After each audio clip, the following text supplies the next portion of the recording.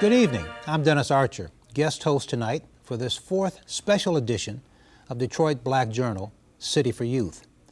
Tonight we will focus on what educational, healthcare, and civic programs are available for our young people. Who is providing the leadership? Are there some programs that duplicate each other?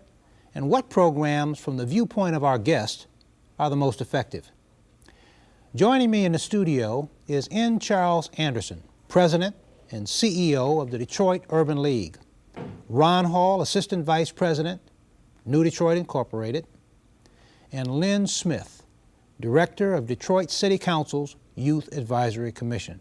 Good evening. Good evening. Good evening. Let me start by congratulating you, Charles, if I can, on your fourth year of being the President and Chief Executive Officer for the Detroit Urban League. Thank you, Justice Archer. I'm glad to have survived 4 years and still be of service to the Detroit community. Well, we're fortunate to have you. And Ron Hall, I read the other day where you're now the President of the Council of the Minority Business Organization. They seem to keep you busy. Oh yes, but it's an extension of what I already do for New Detroit, and but it's a statewide organization. I'm very excited about it.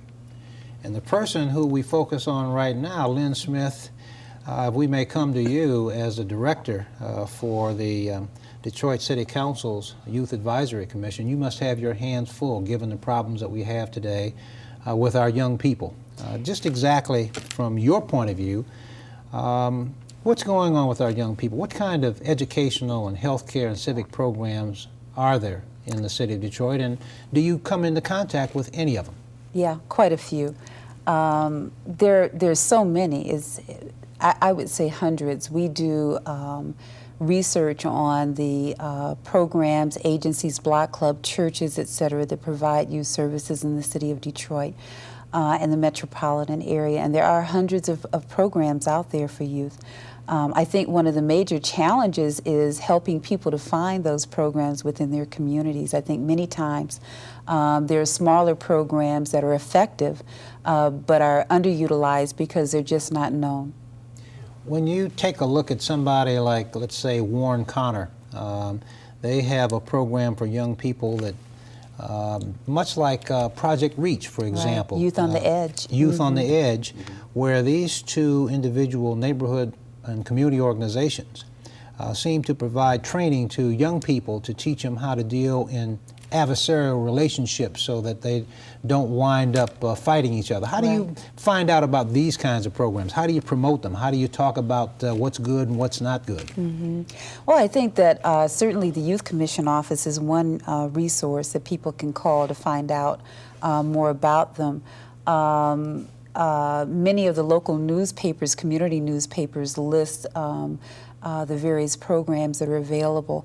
To be real honest with you, I'm not sure that there is a mechanism that's been established, though, in the city that, or one single entity that's being told to the community in terms of who they can call to find out this information.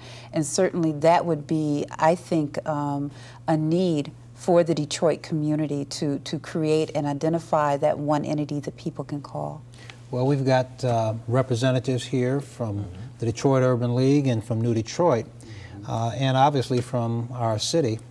Who should take on that responsibility? Who should take on that burden of coming together as a clearinghouse and saying, in effect, here are all the programs that we have for young people in the city of Detroit? Well, I don't know. In my opinion, though, I think there are agencies that can easily do that. And first of all, I think Lynn Smith and the Detroit City Council's Youth Commission is one of those entities. I think they've already started it in a way because they have the annual listing or the biannual listing that they do of all the youth service programs in the community. Then there's, of course, the United Way, which is a funding mechanism for nonprofit organizations in the community that provides a variety of services. So I can think of two organizations right away where you could have somewhat of a clearinghouse and a centralized point where people could call. And I think another obvious potential place would be the Detroit Public Schools, which is the youth serving agency, ultimate youth serving agency in this community, that counselors and someone within the school system would be able to provide that information as well. There may be others, but I think there are three that I could think of. Now, which one that could be the debate, and which one should really do it.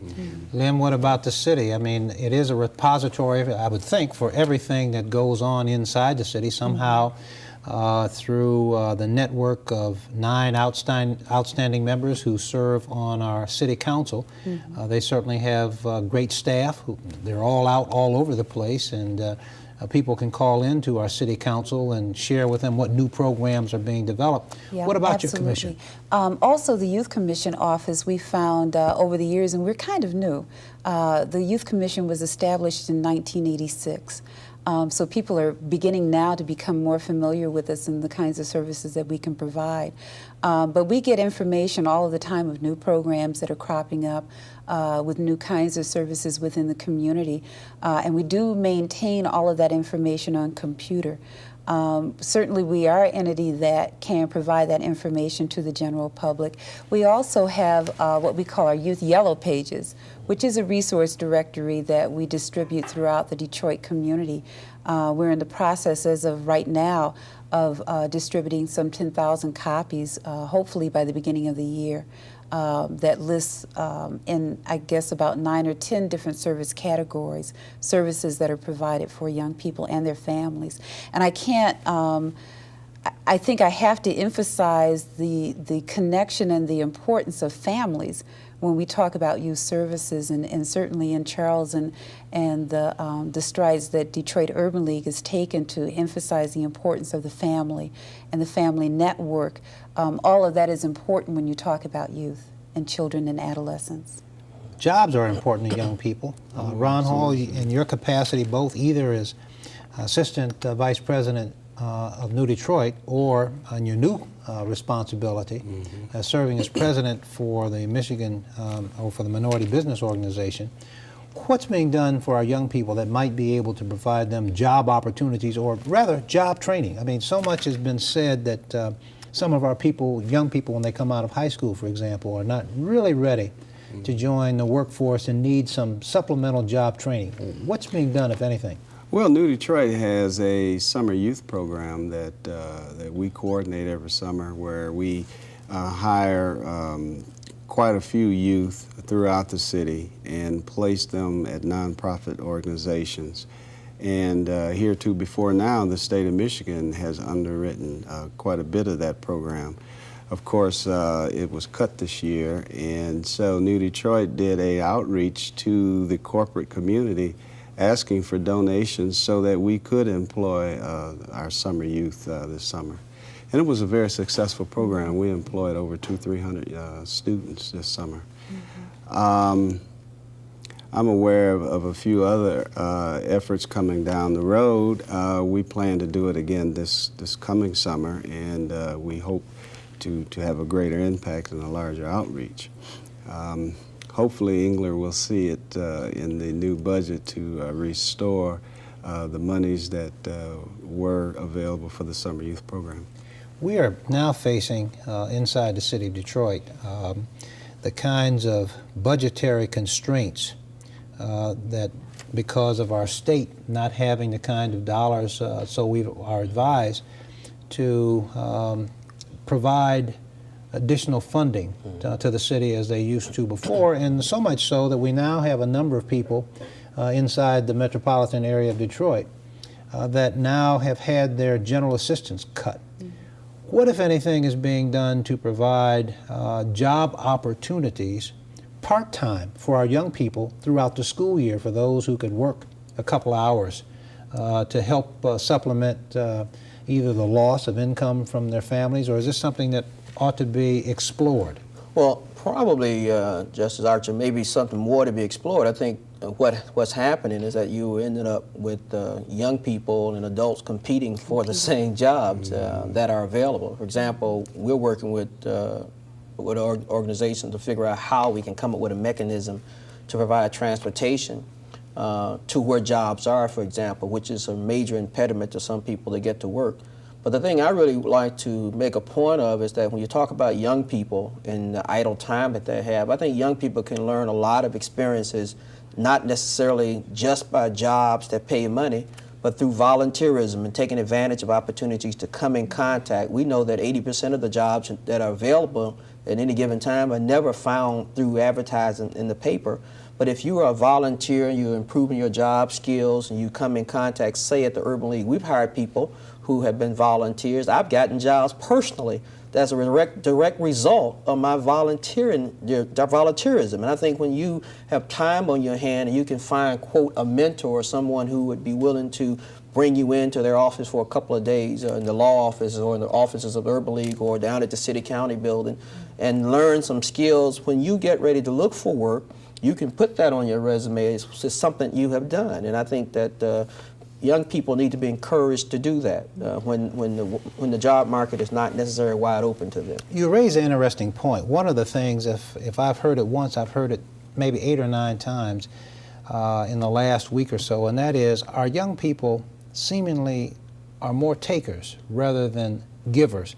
Are there any programs that either one of you know of that encourages volunteerism that you're talking about, that if someone wanted to call up and say, where do I call?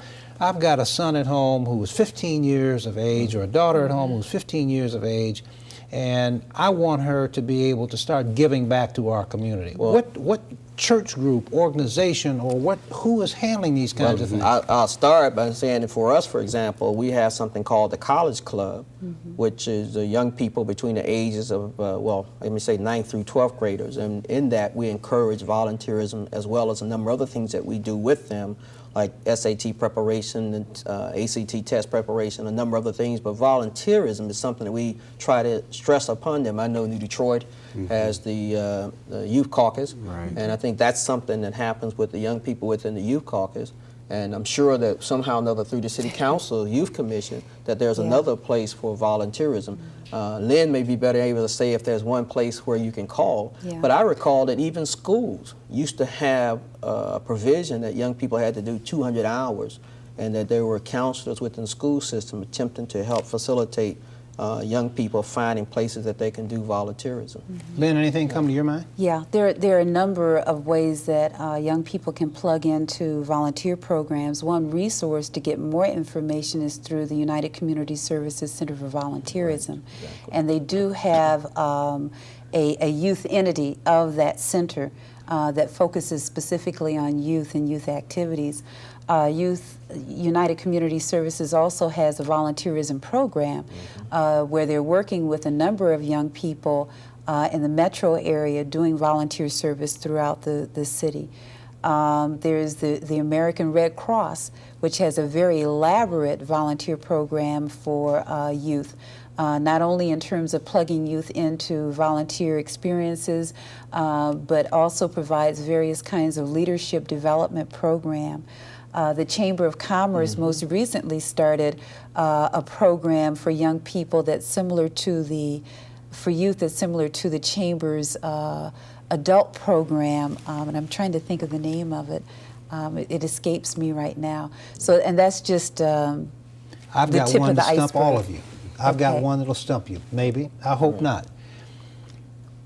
Is there any program that you know of that encourages young people to save a dime or quarter, 50 cents, to give back to someone or some entity that is less fortunate, some person less fortunate, or something like the United Negro College Fund, United Way, Michigan Cancer Foundation, Black United Fund? You may have successfully stumped me on that. But is that something that you think that we ought to have within our black community? I think it's important because just like we're saying to encourage volunteerism, we have to encourage people to give to one another and give back, because we can't just be a country or a nation or a city of takers, but there need to be givers as well. And I think that's something that we ought to be looking at. If there's nothing like that, and I may go look and see if there is, but if there's nothing like that, then I think it's important that we do a more conscientious effort in doing that. You know, maybe you should start a program like that. But there are sporadic youth groups out there that raise money. I think the Co-ed Club, I think, is an example. I think they have encouraged that, the young ladies who come through the Co-ed Club. I think they've encouraged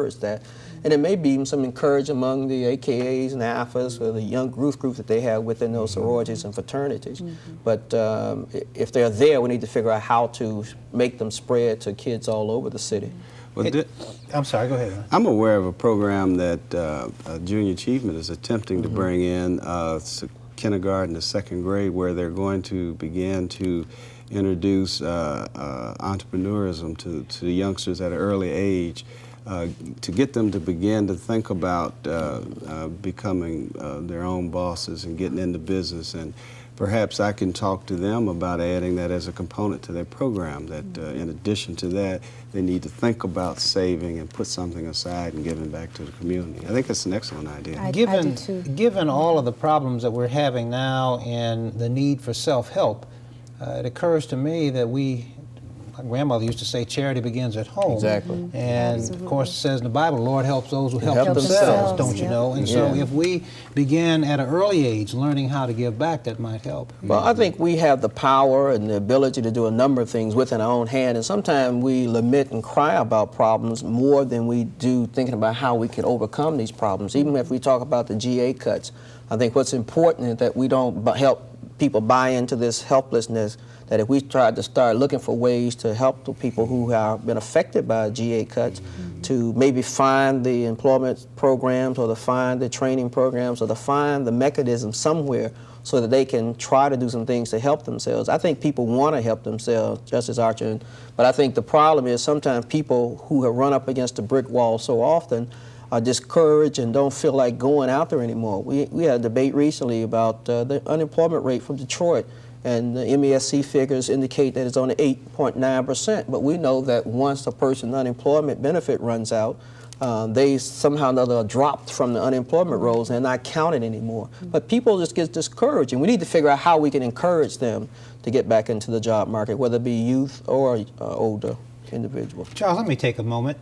We take a moment now to ask, what do you, our viewers, think are the key issues which need to be addressed in this new season? Call us at the Detroit Black Journal hotline, area code 313-872-4040. Try and keep your message short, but preferably write us at Detroit Black Journal, 7441 2nd Boulevard, Detroit, Michigan, 48202. Lynn, let me go back to you for just a moment if I can. And on the area of health care, we've got two pressing problems, it seems to me, that happens to be crucial for us. And I don't know why it is that we've not been able to convince our young people that issues like AIDS, which is final, and all young people around. I can remember when we were running up and down Western Michigan, for example, as in Alpha Phi Alpha fraternity, we all thought we were going to live forever. And I guess our young people, we were in college, and younger people just assume that they're going to live forever and don't think about it. But AIDS is such a killer. And at our in our teenagers, what are we doing? Is there any youth programs to work with our young people to educate them about age, and equally as important, teenage pregnancy and the impact that it has on a family when one of our teenagers becomes pregnant? You know, there are a number of programs that indeed do address that issue with young people. I think that, and Charles and I have probably sat in on a number of settings where we talk about are the kids who really need the information the ones that are actually getting it.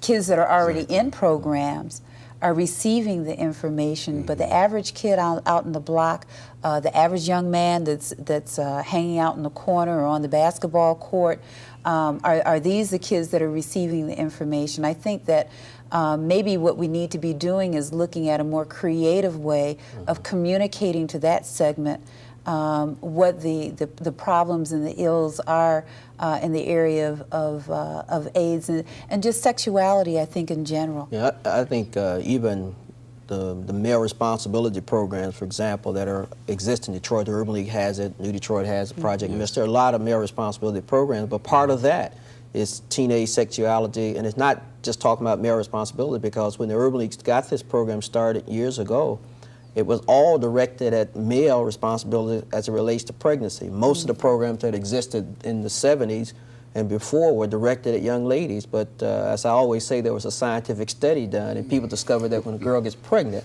that a male was involved, and that's why the male responsibility program, don't make a baby if you can't be a father.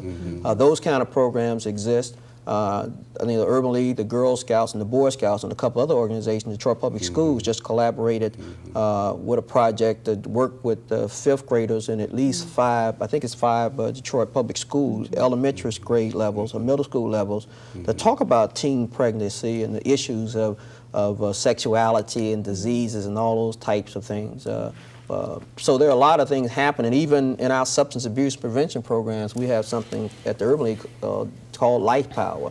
We do the Black Family Pledge, where we get families and young people to pledge to be substance-free, and a number of other things. So there are a variety of things out there that are happening, for sure. Ron, are these the kind of programs, from your point of view, that are important to the black community, and are they the kind of programs, since they've had them and they've been in existence, are we going to need them for the foreseeable future? Oh, absolutely. I'd like to come back to the subject a little bit, though, and say I think the problem becomes at what age do you begin to teach this? I think most of the programs that are there, that are in place, are, traditionally have been at high school levels. And of course, we already know we have a large dropout rate.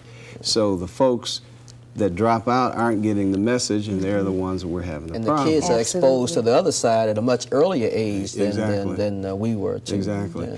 So, you know, the new programs, and you mentioned the Girl Scouts for one that I know of, it's starting at the 5th grade. I think it's in the right direction. We have to begin to get to these kids at an earlier age before they drop out. That's true. You're talking about, frankly, on an educational basis, in the elementary schools, perhaps higher grades, clearly in the middle schools, long before they get into high school, long before there is an ability to conceive. I mean, Absolutely. kids are absolutely, positively exposed to things at a much, much earlier age now than we ever imagined. And it's best that you try to counteract the things that they're exposed to as soon as possible, because if you sit them in front of the television set, even watching something on Sunday morning or Saturday morning, they're exposed to things in cartoons that we didn't see. You know, each of you are so bright and have so much information. I want you to, if you wouldn't mind, starting with you, Charles, at the Urban League, what is your telephone number at the Detroit Urban League? At the Detroit Urban League, our main number is 832-4600.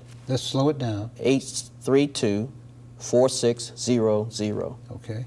And Lynn Smith, for you, at the The Youth Commission number is 224-1331. let me see if you can do it again. 224-1331.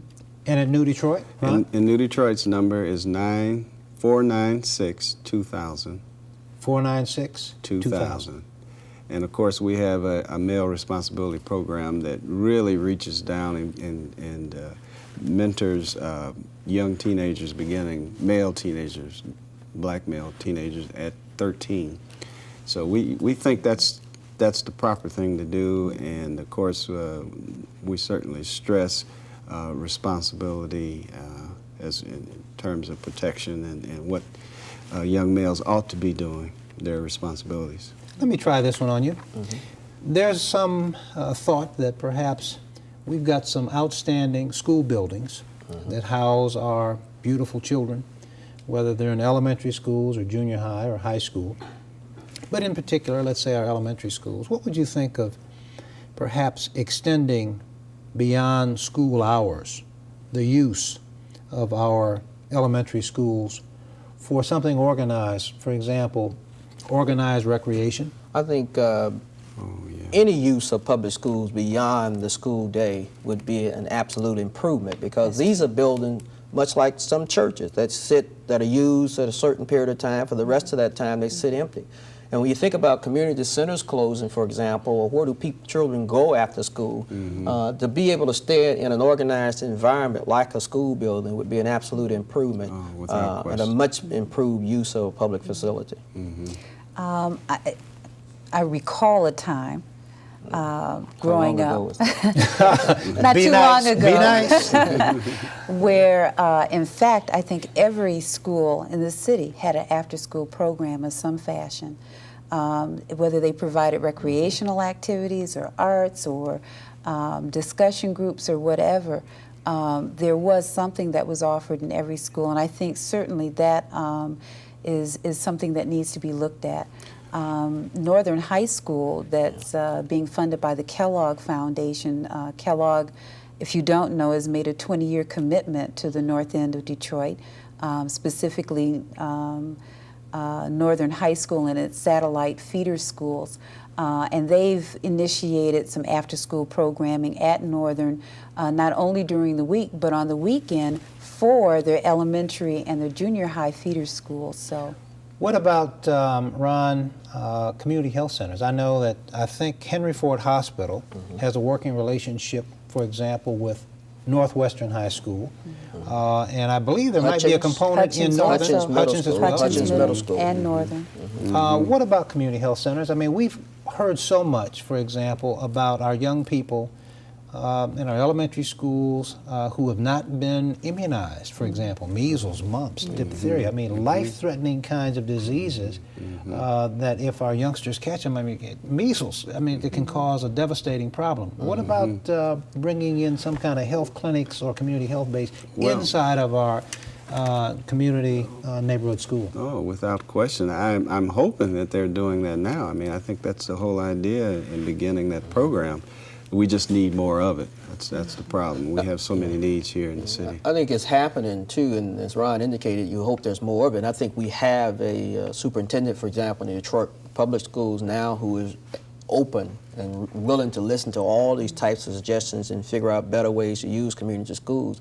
Heck, I would like to see schools open year-round or find some year-round schedule, because the current schedule was designed when we had a farming community and people need to be out in the middle of the summer to harvest the crop. But that's not the case anymore. And we need to think about how we can stretch the 180 days across the year. Instead of giving 3-month breaks, give 1-month breaks or something of that sort. To piggyback on that, excuse me, I'm not sure if it's Ms. McGriff's program, but I do know there is a move afoot to use the grade schools now for organized sports. Let me thank you all for a moment and thank all of you. Before we close, we'd like to mention that our metro-wide effort, City for Youth, which is working to coalesce the efforts and help our next generation. For more information about City for Youth, call 1-800-886-CITY. Well, unfortunately, that's all for tonight. Detroit Black Journal returns to its regular Monday evening, 7:30 p.m. time slot and premieres with its first live program on Monday, October 28th. Join us then. I'm Dennis Archer. Have a good evening. Thanks all of you for being here, and I really appreciate it.